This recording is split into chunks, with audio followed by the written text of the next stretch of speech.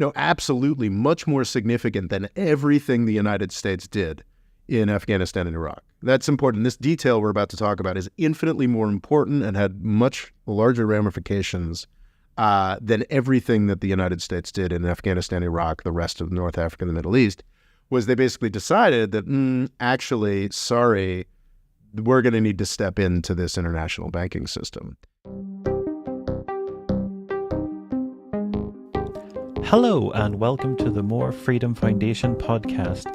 We are your hosts, Rory McElhone. I do all the technical bits, and political, a man who's very intrigued about politics, and author, Robert Morris. How's it going today, Rory? Today's going very well. I'm just worried about all these dang internets. The internet's often confusing, often all those many pipes. All those many pipes. And that's a great segue, because in part what we're talking about today is what I believe to be the best U.S. empire book of the year, which I would highly recommend. Until yours comes out next year. Exactly. It'll be stiff competition next year if these guys have another book coming out called Underground Empire, How America Weaponized the World Economy.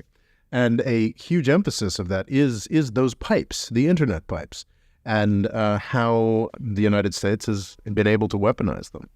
And importantly, it's just one of many things that they cover in this book, which I enjoyed thoroughly.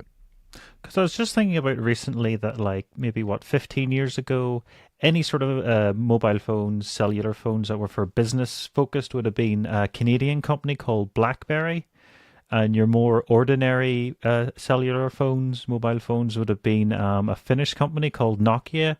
And they have both been replaced by American companies like Google and Apple. Very, very true. Very, very true. The incredible hegemony of U.S. tech companies is kind of shocking. I mean, I came of age in the 1980s when it was Japan that was ahead on everything. They were the real true leaders for tech. And if you wanted to get, even into the early cell phone era, if you wanted to get excited about something, it was something that was happening in Japan. And that is not been the case with the smartphones.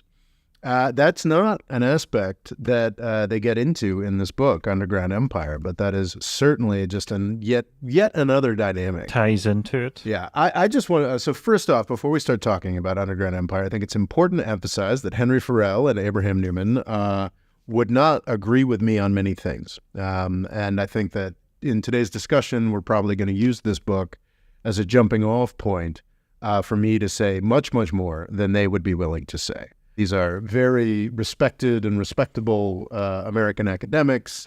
I am a quite scurrilous internet commentator, and I am, I think, willing to say much more sweeping and possibly they would say incorrect things. So I love this book. I think everybody should read this book, but I do not want to create the impression that they would endorse anything that I'm saying about this book. So I think that's a good first thing to say.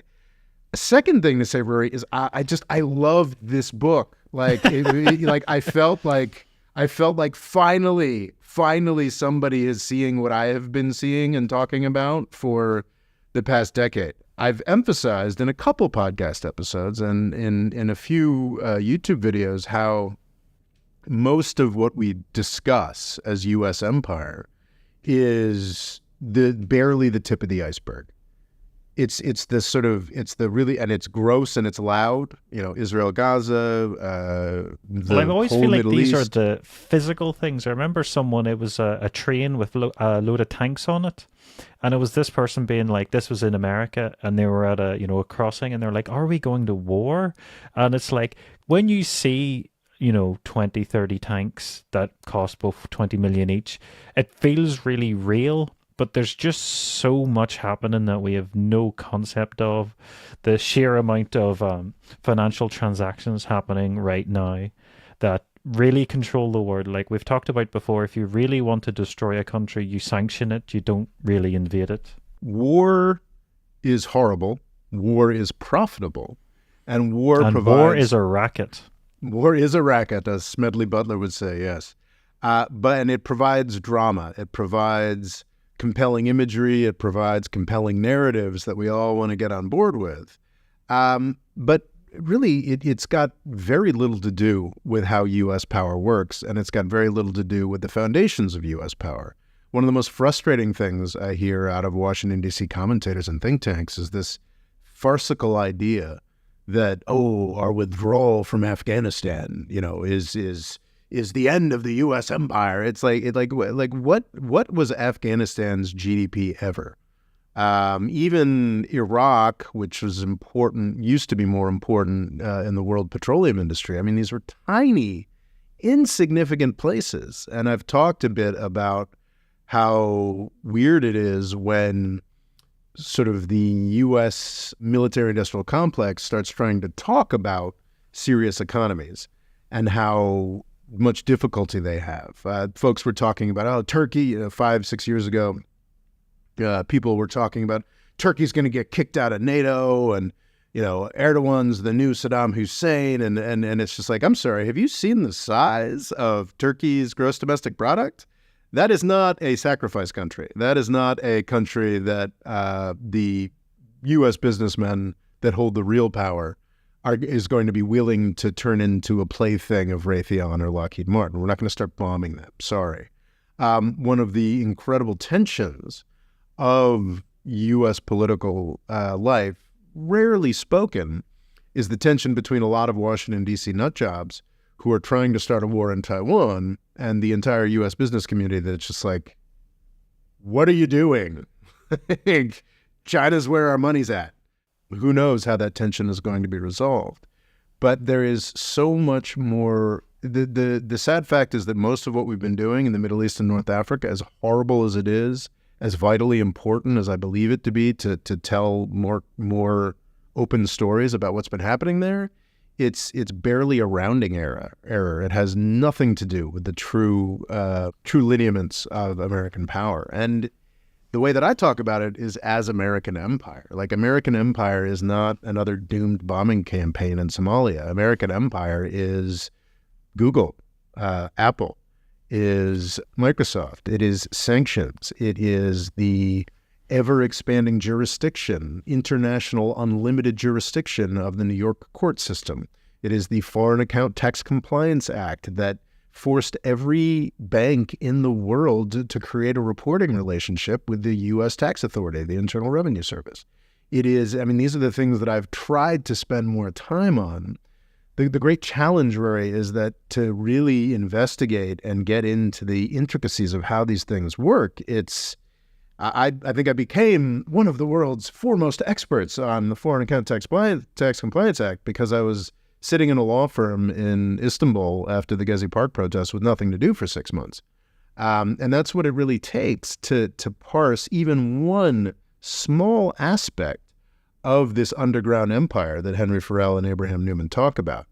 That's something that I simply don't have the time to do while I'm following the much more compelling stories that need to be confronted, the sort of standard narratives I feel that need to be confronted. And I just don't have the time to dig into the weeds, which is why it was so amazing to find this book that really does dig into the weeds. These are, and to have them frame it in a way that made sense to me. They're not shy about saying that this is the United States weaponizing the world economy. They're not shy. They call it underground empire. They're not shy in discussing the way that the power really works in this world. And it was just so refreshing. Because these guys, I think one of them is at Georgetown and one of them is at Johns Hopkins, I believe. Yeah. So these are very serious academics and they're not like crazy Marxists or whatever. They're just going into, in some cases, very technical detail, talking about how the U.S. runs everything. Can you see this damaging their careers in the sense they're like not going with the grain? You know, they're pointing things out that maybe Uncle Sam would like to be left alone? Well, unfortunately, it's actually been kind of the opposite effect as they talk about in this book. I don't know if it was Farrell and Newman, or if it was just Henry Farrell, but about 4 years ago, they came out with a paper called Weaponized Interdependence. And I was aware of it. I didn't read the paper, but it was a concept that I saw being discussed more and more. And unfortunately, they sort of pointed out that the United States had all these powers. And apparently the Trump administration read the paper and was like, hey, we can do that. Oh, they didn't know? So unfortunately, these guys' very valuable work has actually added to the practice of exerting weaponized interdependence. They put everything in a row and give them a roadmap and says, this is what you can do? Exactly. The Trump administration read that paper and was like, hey, we can leverage this, that, and use that to, I believe it was part of their campaign to destroy Huawei, a Chinese technology firm, which is a fascinating aspect of the underground empire that they don't make enough of. But no, I think they discuss is that it's so boring, this stuff, Rory. It's that's so the boring. Whole point of it. It's supposed to be so bureaucratic that everyone's eyes glaze over. It's boring and it's complex and it's so hard to fully wrap your head around that there's a lot of U.S. bureaucrats who don't realize the power that they have over the world. I talked a lot about the power that the Internal Revenue Service was given in 2011 over every bank in the world. And I don't think the IRS has quite noticed yet because they don't have a reason. They haven't come up with a compelling reason to go after all of these banks for something. That reason usually crops up because of some geopolitical catastrophe. And that's an interesting way. The compelling stuff, the fun stuff to talk about, the interesting narrative stuff, is used as an excuse to expand the very boring, very intricate, very detailed underground empire. And this book is very good in talking about the way that 9/11 worked to do that. One sort of broader theme that I think is fascinating and also sort of dovetails with some things that I've been talking about over the past couple of years is the way that Reaganism or libertarianism or just sort of pro-business fundamentalism has functioned to make the U.S. government almost infinitely more powerful. Okay, that's an overstatement, but much, much more powerful. Because one of the real downfalls of libertarian ideology, and I say this as someone who spent a lot of their 20s and early 30s calling himself a libertarian, is that when you sweep away all the restrictions and create this international web of capital, you're not actually making it easy for John Q. Public, you're making it easy for the more powerful to get away with things. And what Farrell and Newman are very clever about pointing out is there is no entity that's more powerful than the U.S. government.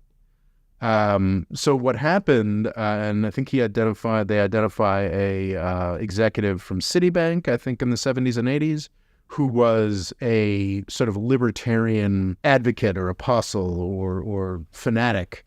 Of course, he worked in business, so he wouldn't call himself a libertarian. He'd be just a Republican or a pro-business kind of guy.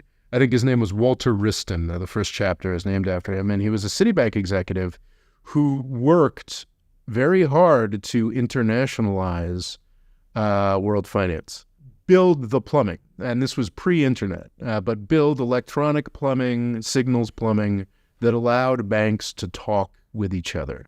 And very explicitly, part of his mission was to take power away from governments, to create freedom and make it easier for economic actors to work everywhere and do everything. But interesting in doing that, sort of created a series of centralized systems. He initially wanted it to all be controlled by Citibank, and then some Europeans got together and were like, no, we're going to set up the SWIFT service as an alternative. And that SWIFT service, still nominally European, despite doing whatever the United States tells it to do, was initially kind of a reaction to Wriston's sort of libertarian view, but not really libertarian, or actually, no, really libertarian, because his view was Citibank's going to control all this. So this web of banking interactions that was largely free of actively worked around countries that attempted to do capital controls, that attempted to rein in financial flows, or I don't know, collect taxes, that sort of thing. And it seemed very successful into the 1990s. And people were talking a lot about the withering away of the state, or this, that, and the other thing. And then 9/11 happened. Okay, I thought you were going to say, and then the Soviet Union fell. No. Well, this was part of the Soviet Union falling was part of this victorious narrative, moving forward, and that's what have you. Then 9/11 happened. And in the aftermath of 9/11, the U.S. government, as sort of like a side thing that's probably, absolutely much more significant than everything the United States did in Afghanistan and Iraq. That's important. This detail we're about to talk about is infinitely more important and had much larger ramifications than everything that the United States did in Afghanistan, Iraq, the rest of North Africa and the Middle East.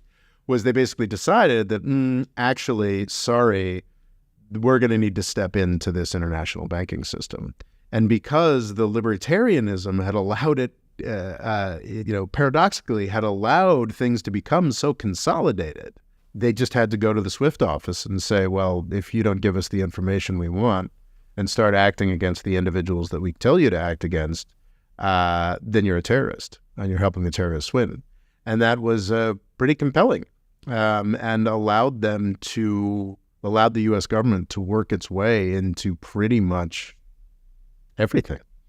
The whole World Wide Web, the whole architecture of all of these companies that were nominally these private sector enterprises, they just basically, and some of them fought. Some of them are still fighting in some respects. But by and large, everybody got in line. And weirdly, from this very libertarian instinct of we're just going to have this web of capital all over the world that has nothing to do with governments, they created the web of capital. And one afternoon, probably Wednesday, September 12th, 2001, a bunch of guys either walked into their offices or gave them a phone call saying, that's over now.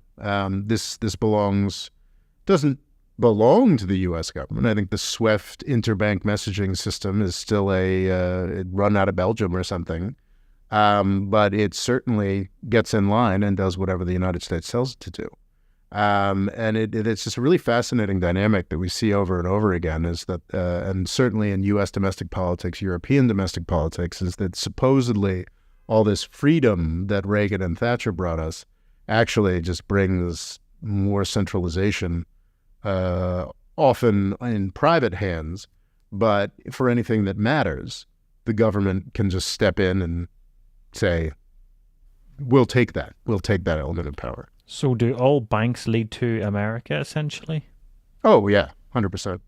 And what's interesting about this book that I think is fascinating and everybody should read is it goes under the tip of the iceberg. It goes under the water, but really it only goes like 20 feet underwater in a 100-foot depth that just gets wider as it goes. Just that element of discovery we were talking about. That they wrote this paper that's like, well, actually, if you use this piece of legislation and this network, the U.S. government could totally just crush Huawei. And then the Trump administration was like, yeah, we can do that. That possibility is everywhere in U.S. legislation, in U.S. I talked a lot about the FATCA, the Foreign Account Tax Compliance Act. So you to your question, does the U.S. control all banks? There's two levers, I would say. This book does a great job of discussing the history and the power of the lever of the SWIFT interbank messaging system that's operated out of Europe, but that every bank in the world uses. There may be some alternatives now, but it's I know that was a big deal with the Ukrainian war, that Russia will be getting kicked out of SWIFT, but that was about over a year ago now. So maybe they've gone rogue. Who knows? Yeah, and I'm not entirely certain how that shook out.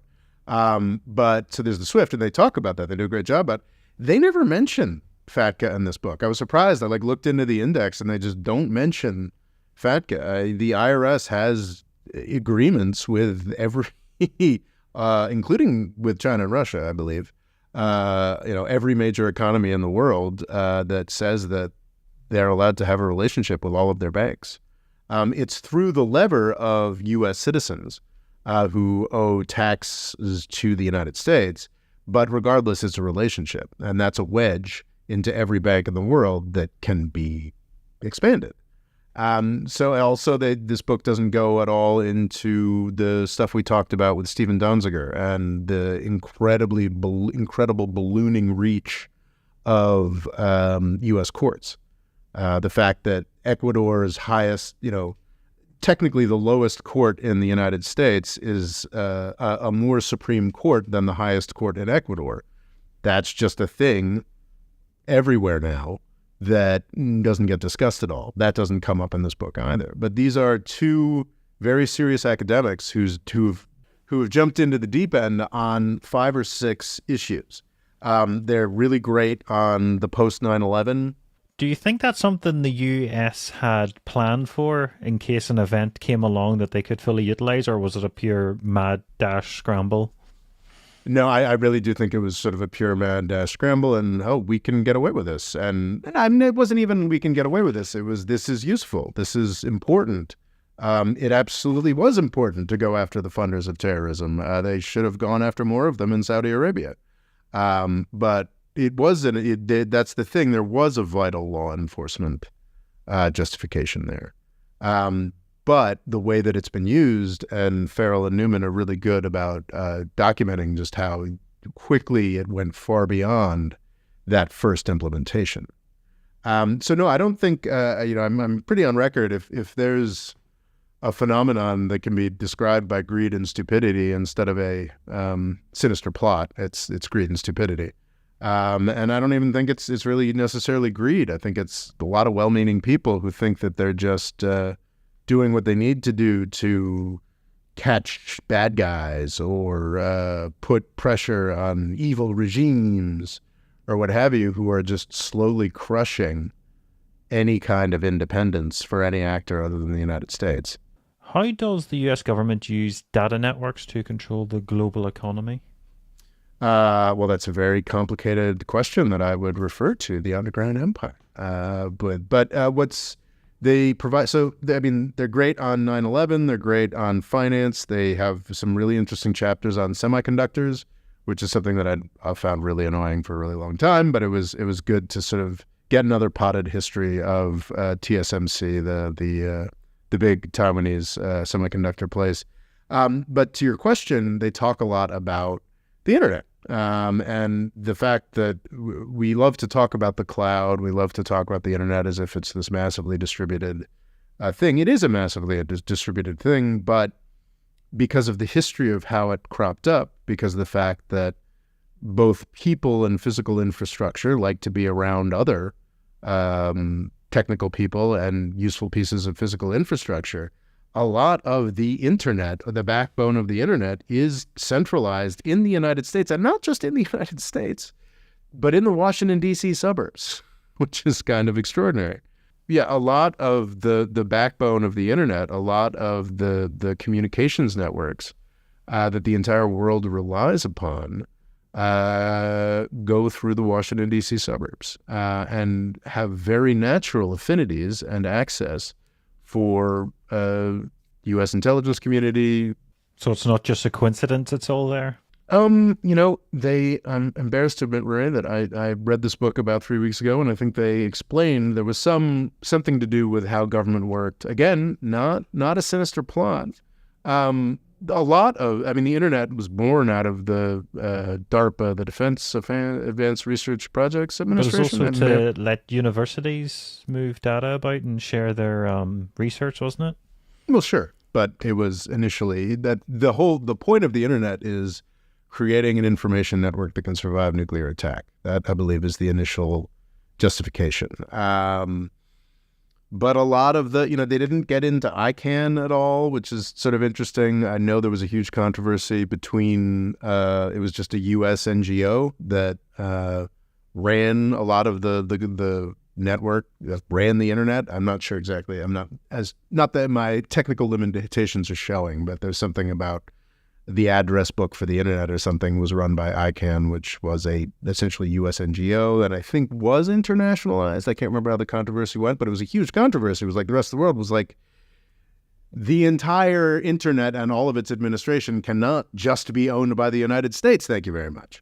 And I think some of those controversies were resolved in ways that were a little bit better for the rest of the world. But still, the norm is that the U.S. controls everything. And that was fine in the 1990s, or it wasn't that big of a deal in the 1990s. And then... Oh, yeah, when the internet was incredibly small. Well, when the internet was, growing fast, but was not as central to life. Oh, yeah. Like, you basically have to do your taxes, and a lot of government stuff now is all online. Mm-hmm. But then, of course, as the internet began to maintain a more and more central role in everybody's lives in the first decade of the century, we were dealing with the aftermath of 9/11. So just as those financial networks, as described in this book, Underground Empire, just as those financial networks were manipulated by the U.S. government in the aftermath of 9/11, all of those internet networks began to be messed with as well. They cover the NSA. It's funny, it seems so long ago now, but the Edward Snowden revelations about what the National Security Agency was up to, and talk about how things haven't really changed that much. Certainly there was some pushback after Snowden. A lot of international, a lot of allies were pretty incensed, and it was seen as problematic and poorly thought of. But generally, things have just sort of plodded along because, again, it's kind of boring and it's kind of technical and it's kind of in the background. And they haven't been found out as much as Snowden would have revealed. Like, from what I understand, this book is more just piecing together wee bits that are public knowledge, putting in the boring things. They haven't got a massive data leak. They don't really know anything some experts on Wikipedia couldn't, reveal. Exactly, and that's what's so valuable about this, is it's just two academics who have the time, who have the expertise to, again, just a couple, 5 or 6 facets of this incredible beast. And it's rare. It's vanishingly rare that folks do that. And that's why this book is so valuable and why I think that everyone should read it.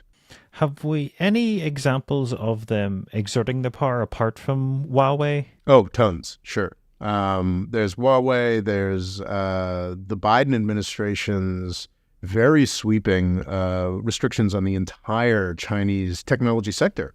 Except Levino. Sorry? I think Levino gets a free pass because they have such close ties with IBM.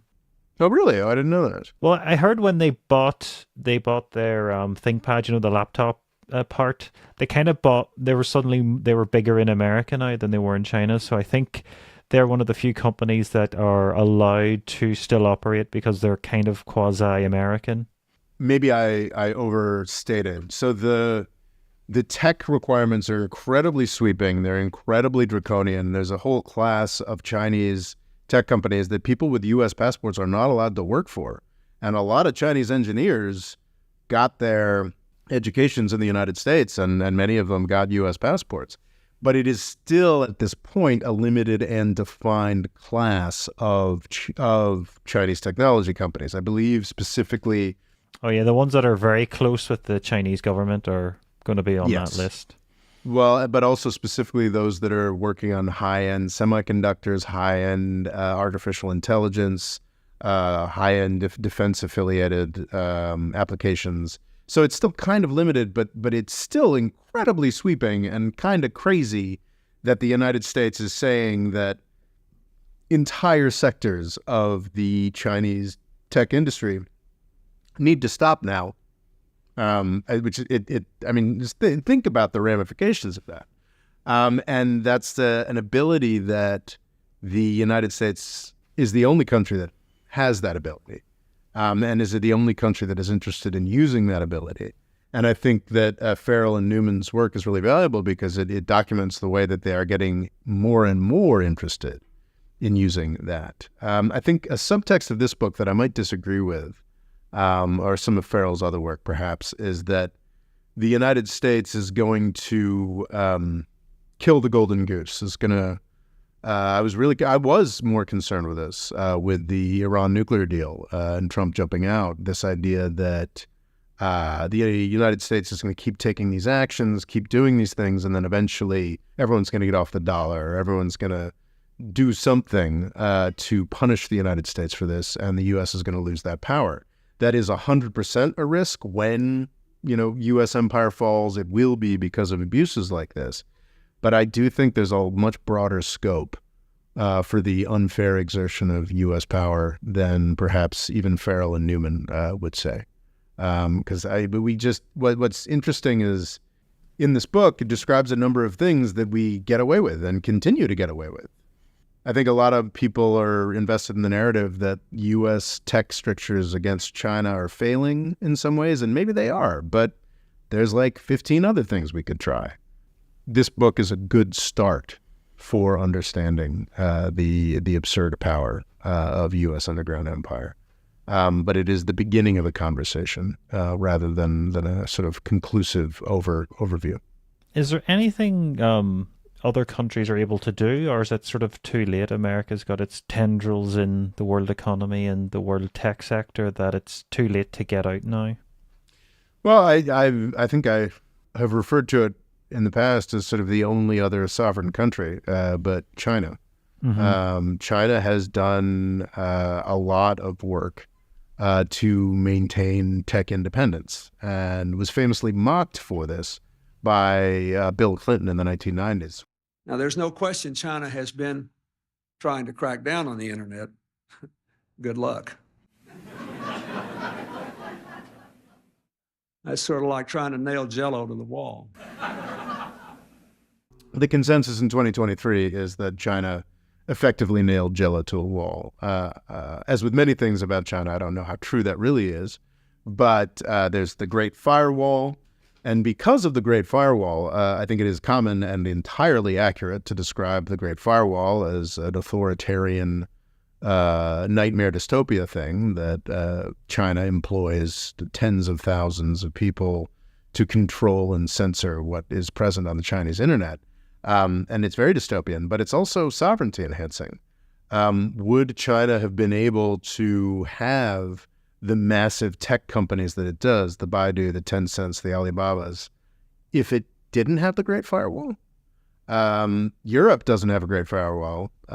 India doesn't have a Great Firewall, and those regions don't have tech companies that can compete with Google and Apple and Microsoft. China does, or did, depending on how you view the tech crackdown in China and how damaging that may or may not have been. So yeah, it's a fascinating aspect of the Great Chinese Firewall that it has allowed them to stay independent from U.S. internet and business dominance to an extent that others have not. There's a reason that Huawei was able to develop in China, is because it was a different, separate ecosystem that wasn't automatically dominated by whatever the U.S. equivalents of Huawei are. I think it's interesting to think about who killed the international order. I think the rules-based international order, this is something I want to talk about in a lot of contexts. But I think that this book provides a lot of ammunition for my more cynical approach that really it's the United States that has killed the rules-based international order. Because what they're describing here, at some points I think explicitly, but other times not, is a United States that is becoming progressively less and less interested in hearing from anybody else on any topic. The idea that whereas 20 years... just because it can, it's now just so powerful it doesn't need to talk to anyone else? Yeah, there's a heavy dose again of 9/11 and just sort of, we can, because this thing happened to us, we're allowed to do anything we want, and that's right and good. There is a growing intolerance on the part of the United States for any kind of business competition. In the 80s and 90s, tech was Japanese. That was what That was where the tech story was. And it was getting to the point where China, in only some sectors, was beginning to usurp that leadership. For example, in solar or electric vehicles. And the United States is essentially saying, no, you can't do that anymore. We certainly acted to crush the Japanese economy in the 1980s through tariffs and things like the Plaza Accords, but nothing on the same level of aggression as Biden's tech policy or Trump's campaign against Huawei. It is pretty extraordinary. Can you see this being a benefit for the world, or is it only really good for America? Like, can it help world peace in any way? America basically being able to snoop and then be able to focus its own businesses, or is it just a way of America extracting all the resources from the rest of the world?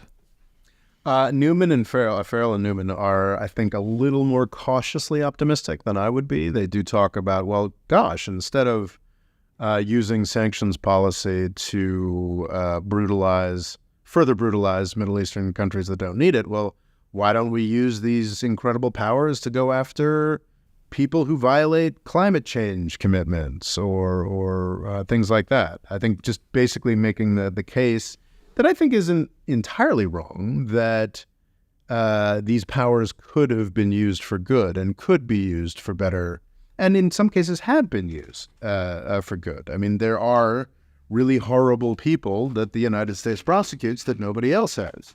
I'm not a big drug war fan, but large-scale drug traffickers get prosecuted in the United States, and in contexts when they could not be elsewhere. There are certainly positive elements to this hegemony.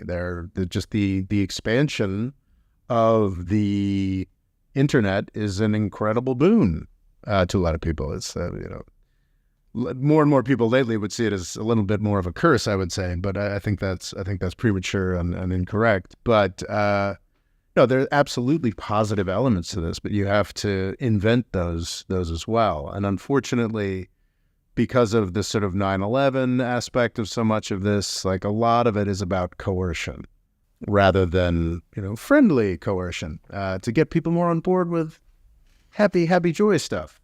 Instead of generally it's being used for brutalizing poor countries.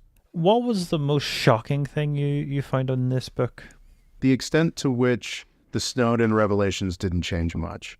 They did change things. They did. There was some programs that had to end. There was some pushback. There was some rollback.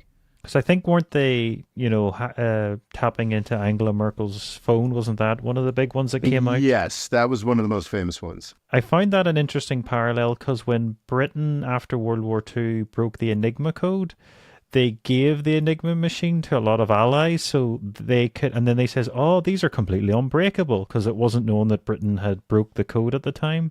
So they would just be able to spy on Canada and stuff and see what they were sending back and forth. So it just reminds me of a modern version of that, where you're just completely spying on your allies at all times.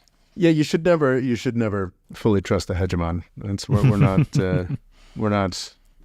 We're here for us. We're not here for you. We're perfectly happy if some benefits flow downstream, but it is not our main goal. Never our main goal. But yeah, no, it is.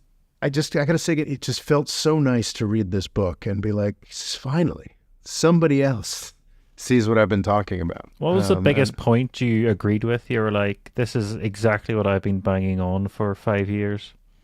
The fact, that who killed the international order question, they don't really explicitly come out and say it, but they're quite explicit in a number of instances that, like, this is the United States screwing things up that don't need to be screwed up.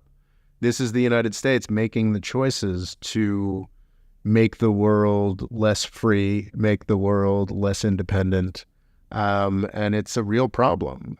They do focus on the fact that, well, eventually people will stop using the dollar, but they also focus like, this is wrong. This is the United States acting as, they don't use this terminology, but as sort of an evil empire or an oppressive empire, a more violent and more repressive hegemon. And not physical violence, but in terms of using the tools of the courts and the administration and the OFAC or what have you to force the world to do things that it does not want to do. What was the biggest thing you disagreed with? Or were you pretty much in love with all of it? I was pretty much in love with most of this book. I think that there are aspects to that I could quibble with, of course, things that I would have emphasized more. I'm not so certain there's as much of a scope for green sanctioning or what have you. Or, yeah, that seemed a bit weak when you brought it up there. Yeah, I don't think that's something that we should be as excited about. Human trafficking and stuff, they could probably use it for better use. Well, I think probably, certainly there are U.S. law enforcement agencies that would argue that that's already being done to some extent. But yeah, it's just a really fascinating book that we probably should have done a podcast about a week after I'd read rather than a month after I read in retrospect. But I do think it is very worth everybody's time, and they should check it out. What I found really poignant, honestly, in this book was just the description of TSMC, Taiwan Semiconductor Manufacturing Corporation. I think I got that right. You'll no doubt correct me if I didn't. And this is the company that has been at really the heart of semiconductor concerns, the somewhat ridiculous assertion by Washington, D.C. that we must save Taiwan because our semiconductors are there, as if there's some kind of natural resource. I've found that argument quite ridiculous. I continue to find that argument very ridiculous.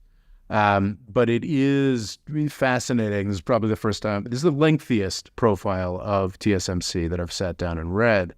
And it's actually quite sad. I mean, it is absolutely the Taiwanese government, the U.S. government, and this very successful entrepreneur sort of colluded to make this company, to place this company at the absolute heart of the world semiconductor industry. I think people underemphasize the degree to which Taiwanese and U.S. government support helped that happen, and Chinese government support, frankly, because the Chinese government up until the Trump and Biden administrations was always more interested, and I think is still to an extent, in more connections with Taiwan.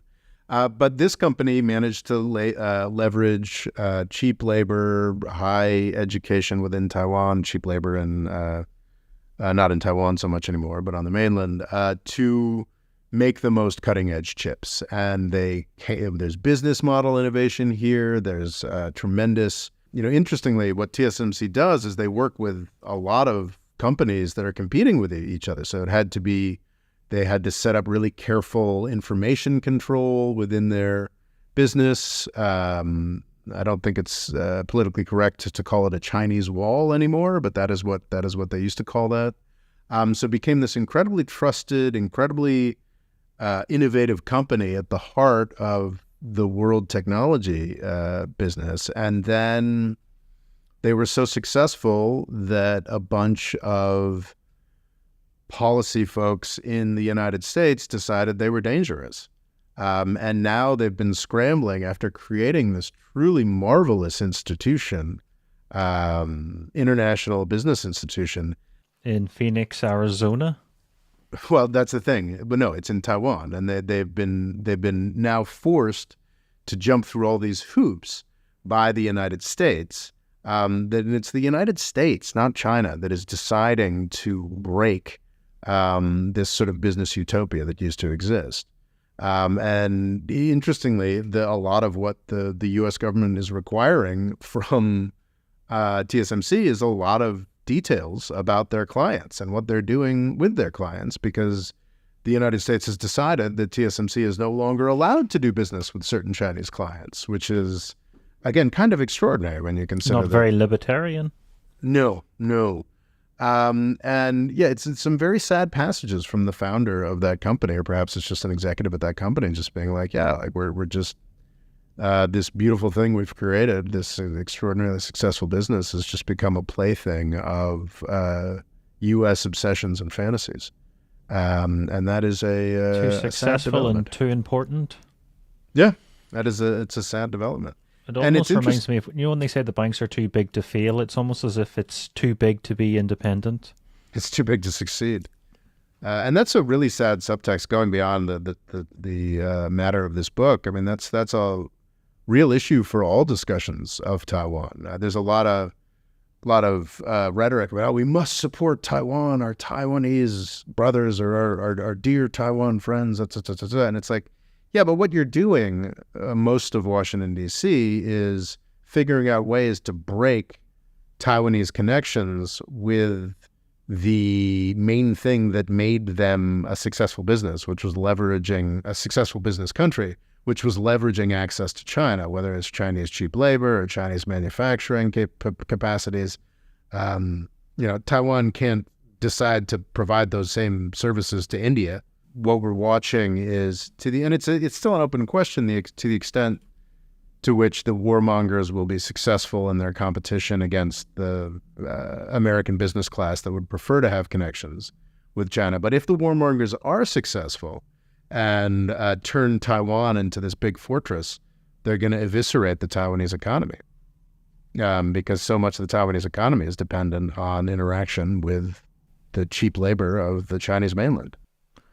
Ultimately, do you think America cares? I know it lets on it cares, but it's sort of propping up Taiwan in it's good to have a friend that might start a fight with China, but do you think if its economy started to wane, America's really that fussed if America's the one to benefit?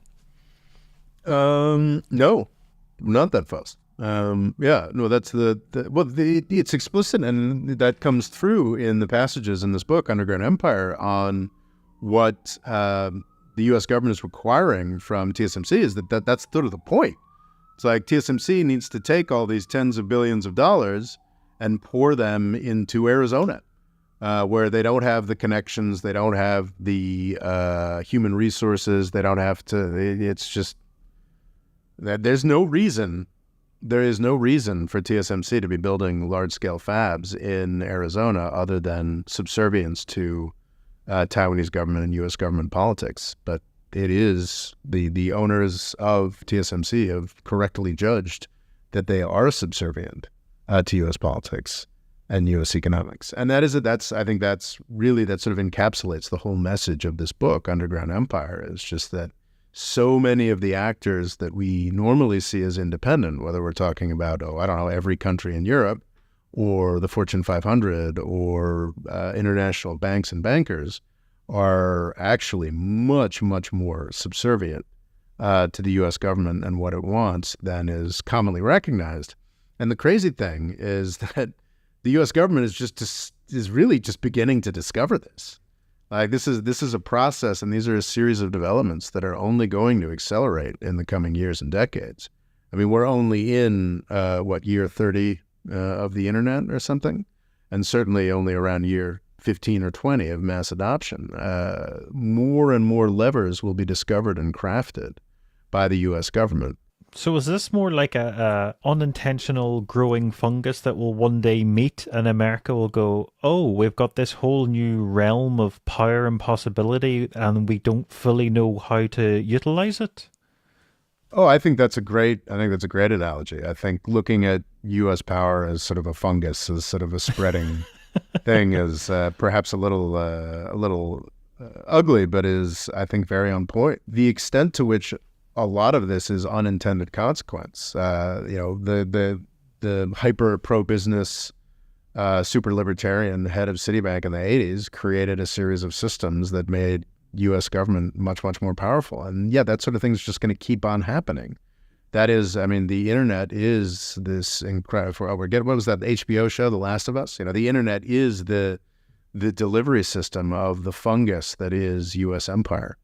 It's just in many, many, many different ways. I mean, this is U.S. empire. You're in Northern Ireland and I'm here, and we're creating a joint thing that sort of talks about U.S. politics a lot. It's sort of crazy. Okay, well, thank you very much for listening to the More Freedom Foundation podcast on this occasion. And just remember, America owns the internet. Indeed. Next, the universe. Indeed. Onwards and upwards. The More Freedom Foundation is also available on YouTube and TikTok.